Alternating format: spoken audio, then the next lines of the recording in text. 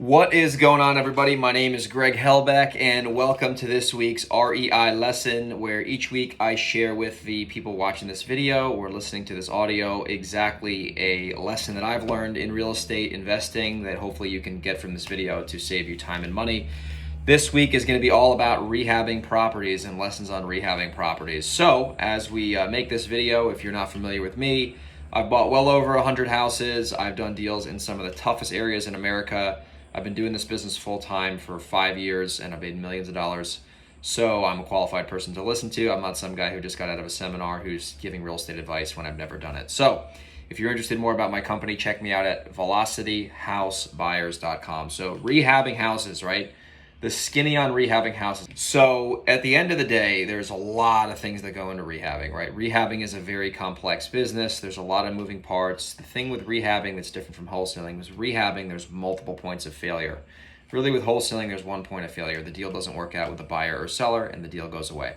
Rehabbing, you can do all the right things. You can pay the right price. You can have the right ARV and your deal can go sideways fast, mainly because of the actual construction. So here's some tips that I have learned from the real world that will help you. So when it comes to working with a contractor, okay, you got to get very clear with the contractor on your scope of work and your budget, okay? My advice, and I'm just doing this today with 2 contractors in Delaware, is that you want to give the contractor a budget and see if they can do that budget, right? And most of the time, if they're reasonable, they'll work with you, okay?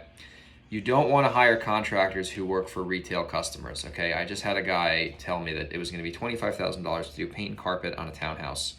And I told him that his numbers were so far off I can barely see them.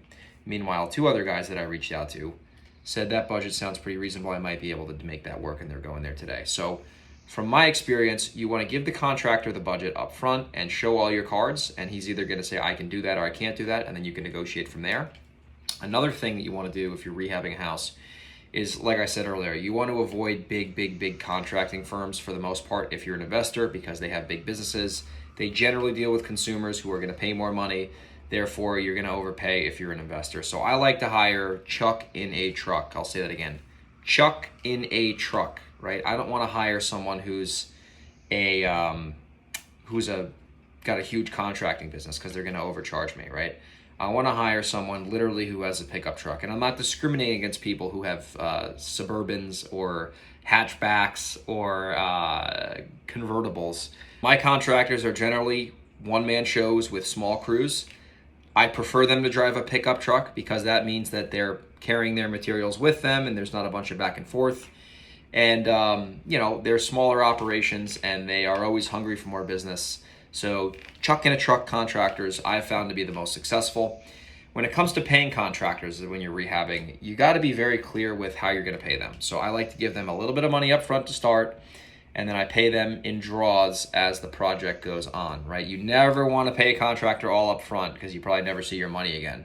And you don't want to make that contractor wait all the way till the back end to have the job to get paid, because then they're not going to be motivated to complete your job, okay? Another rehabbing tip I want to give you is, at least this is my opinion, right? People might disagree with me here. When I get a quote from a contractor, okay, that is price and materials.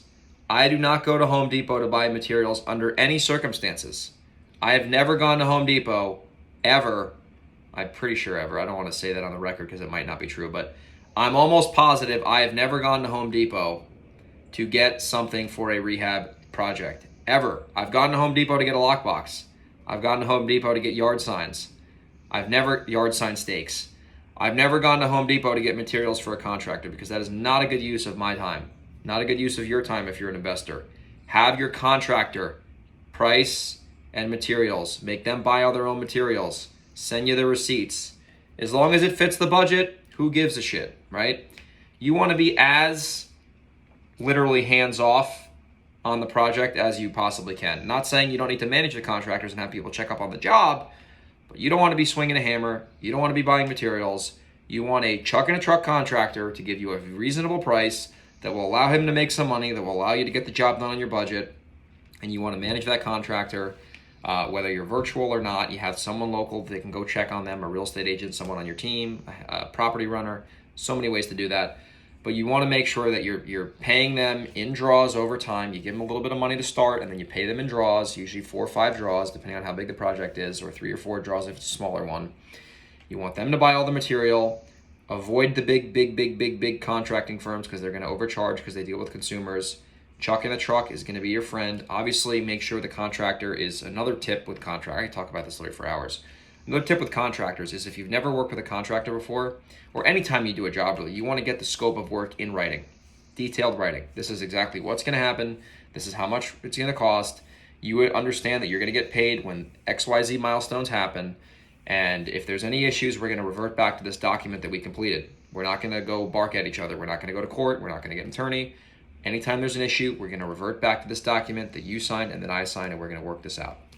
Those are some tips on rehabbing houses. Obviously, I try to keep these videos under 10 minutes.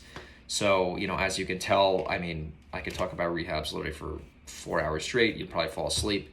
So hopefully this was a valuable video. If you are doing rehabs, make sure you go in with your eyes open and make sure that there's enough margin in the deal where if there's some issues, because projects always go over budget, by the way. They always go over budget, so that's just inevitable. So make sure you have enough margin in your deals where you can still make money when the project goes over budget. And it can either go over budget on price or it can go over budget on time. Because if it goes over budget on time, let's say the construction cost was the same, but it took 3 more weeks to complete, you still went over budget because every day you own a property when you're flipping a house, it costs you money. Holding costs. So hopefully you got some value from this. If you did, if you can like the video, subscribe to my channel. I didn't ask you that in the beginning. So if you're watching this on YouTube, if you can subscribe to my channel and like the video, that'd be great. If you're watching this on social media, let me know what your thoughts are on the comments.